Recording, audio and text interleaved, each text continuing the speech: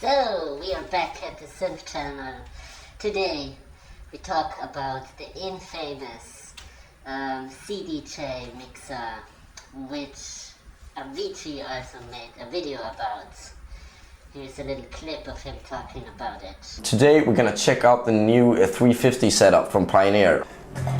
So basically what you have is the gate, jet, crush, and filter. And the filter is just a regular high pass and low pass filter. Like that. Then you have the crush, which is a filter mixed in with a bit crush.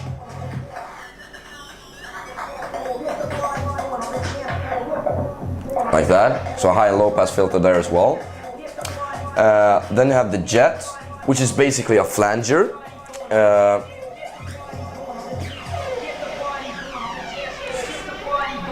Like that, and then you have the gate.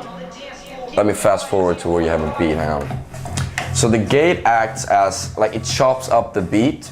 It's like a trance gate kind of thing. And so now is the question, why is this mixer so iconic? And what is the people's view on Reddit about it? Let's get into what the people have to say.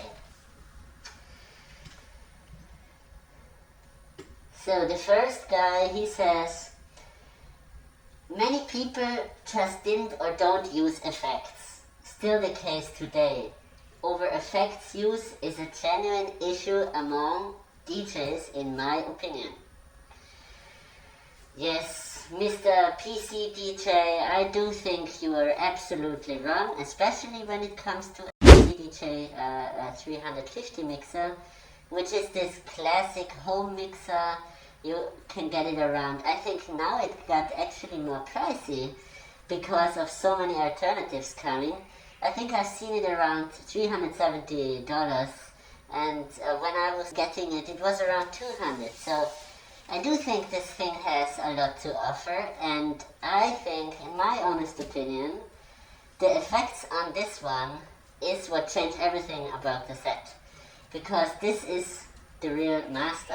I master all of my tracks basically with this low and high pass filter, and also with the crush and all of this. You can make so much more gritty sounding things that are not as close to the original sounds of the hi-hats, for example. Everything that goes into industrial techno, hard techno, it's perfect to have this CDJ 350.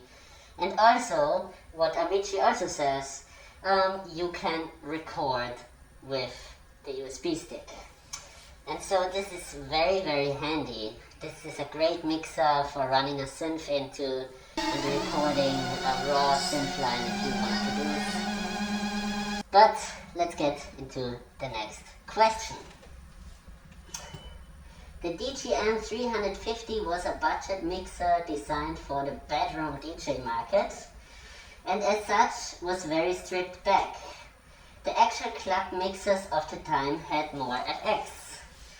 So this was Kegi Fulabia who wrote that, and he is very much correct, I would say. The thing is, with a bigger controller, it has a lot more effects, and so it's a lot more overwhelming, and the routing is harder, and the average usage of that is, to me, not fun at all, and there is no gamification in a sense. With these 4 buttons that you have on the CDJ 350, you can swap between those 4 buttons, and you have the knob in the middle, meaning you can go up and you can go down, which is super nice for doing DJ tricks.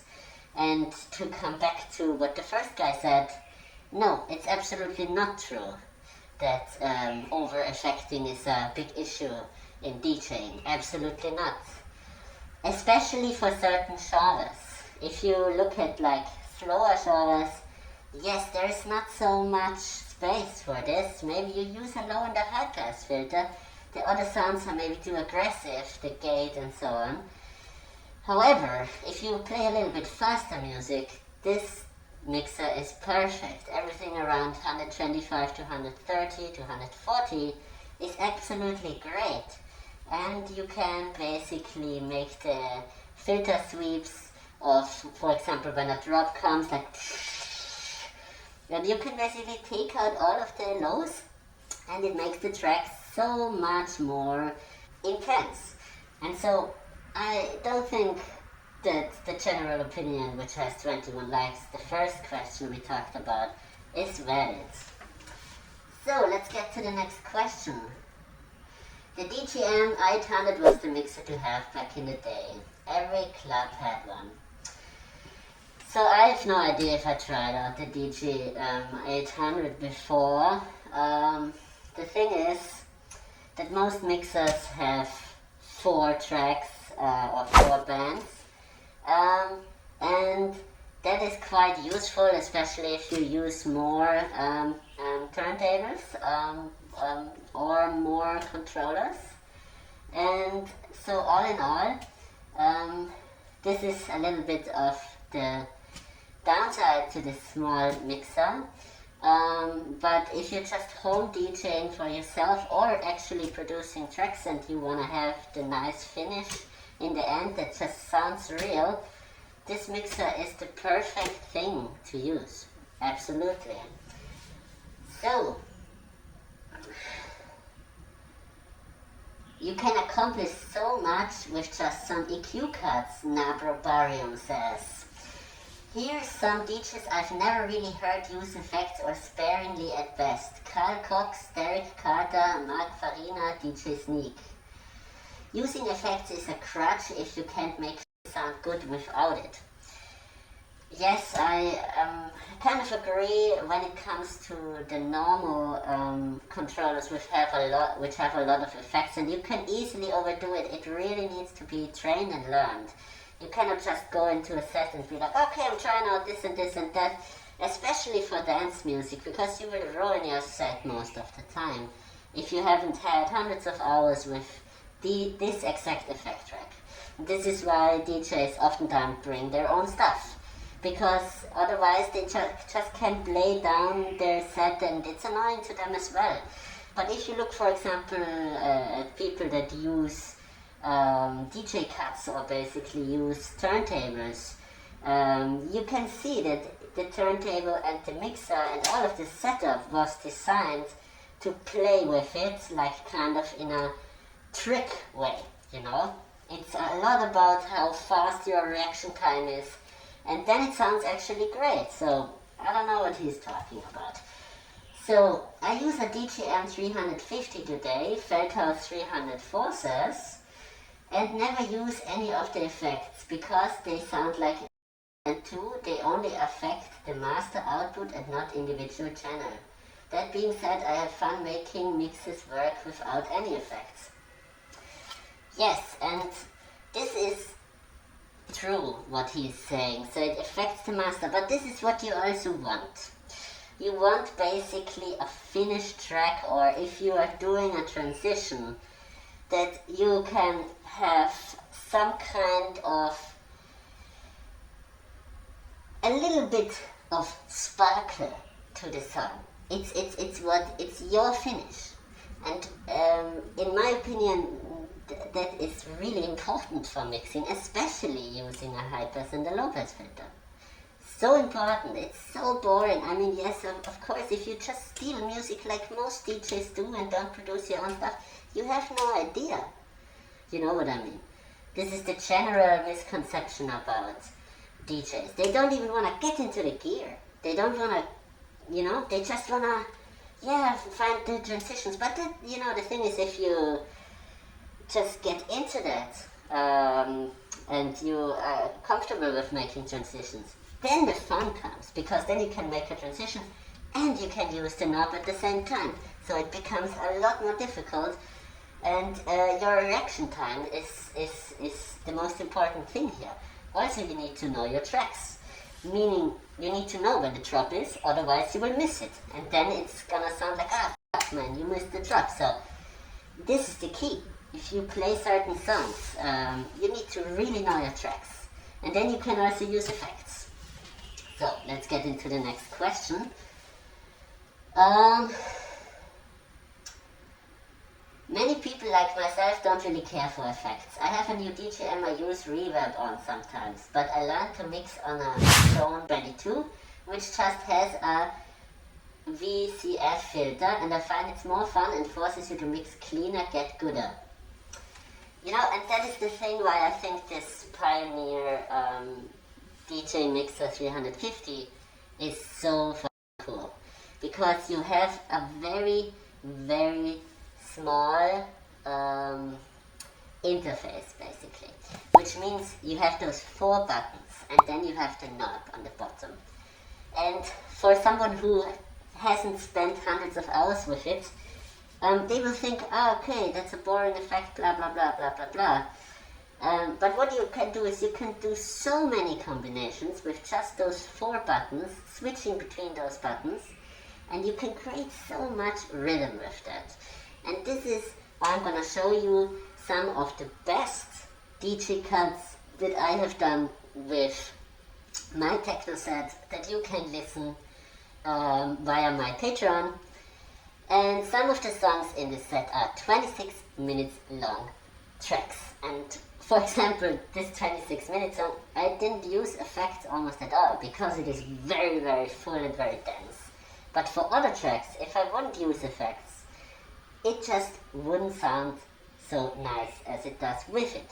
And you can get really creative with this CDJ Mixer 350. And here is a few of the best parts. So, I hope you enjoy. Amir was a woman. Amir walked 12 kilometers looking for scratch, thanked us for it, and died.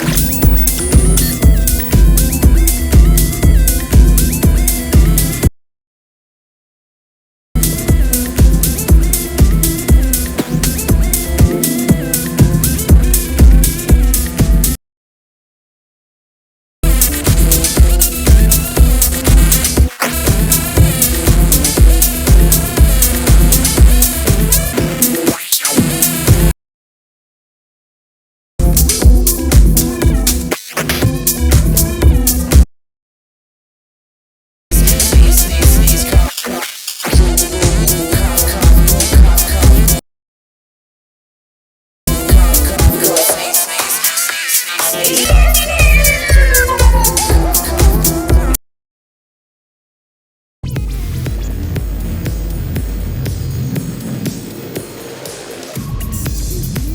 get back to it, the CDJ Mixer 350 is perfect for the CDJ's 850. That was around the same time, and especially for hard techno, for this kind of Berlin techno, for industrial techno, artists like Gicenzo, really full tracks, really like maximal tracks, not so minimal. Minimal stuff is, in a way, it doesn't have so many effects, I would say. But also the kind of Detroit techno stuff, oh my gosh, you have such a fun time with this mixer and this little effect track on it. And you can really spice it up if you learn to use those 4 effects. And so I hope that this was a little bit of an introduction in mixers, because this is a great mixer for playing at home, making also music. It's a powerful thing, you know, and I really like that the knob is in the middle, and it's not like you can turn it up and turn it down. No, you have it in the middle, and you can turn it to the right and you can turn it to the left. And this is so cool, because you also have this little thing where it just basically stops, you know, and oftentimes mixers don't have that. And so the whole case of the thing is also great. It's a metal case.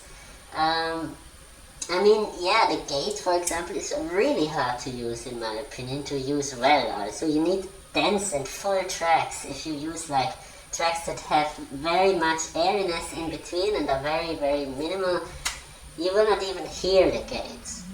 But the low pass and the high pass filter, especially for mastering your tracks on an electronic level, and I think the crash as well, is really powerful. And I think I've tried a bunch of mixers and nothing comes close. And I think this is when your songs that you produce, your electronic songs, really start clicking, you know?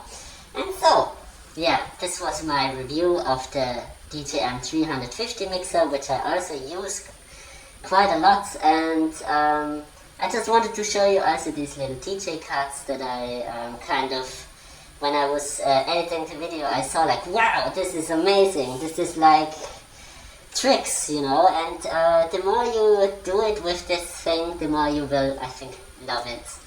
I love this mixer a lot, and I use many different mixers in different occasions, and I'm so happy with this thing. And if you can get it for 200, you're absolutely set, but I think it has become a lot more pricey. And yeah, it's just also the effects that I used on it. The crush, the chat is also really nice. It's like a flanger kind of thing. The crush is a little bit of a bit crush. The filter is alone the high pass filter, and the gate is just basically a very clean cutoff that can be used for very tense tracks that are very full, yeah, mixes that are very bam, okay, and so these effects are iconic. If you listen to all kinds of techno artists, you will hear those effects. It's just a sound. If you want to get into producing electronic dance music that is a little bit faster, around 130 to 140 beats per minute, these effects are just absolutely iconic, and this is why this mixer is also, in my opinion, the most iconic DJ mixer that ever was produced. There is nothing more infamous than this mixer. So, I wish you a great day. Hope you have fun making music, DJing also. I hope I could give you some kind of input on what people think and what I think, because I think the general opinion of people is very pessimistic, and I just feel like there's a much more to get out of it if you just try a little bit harder and try a little bit longer, give it more time, be more patient. And so, yeah, my name, this is the Synth channel.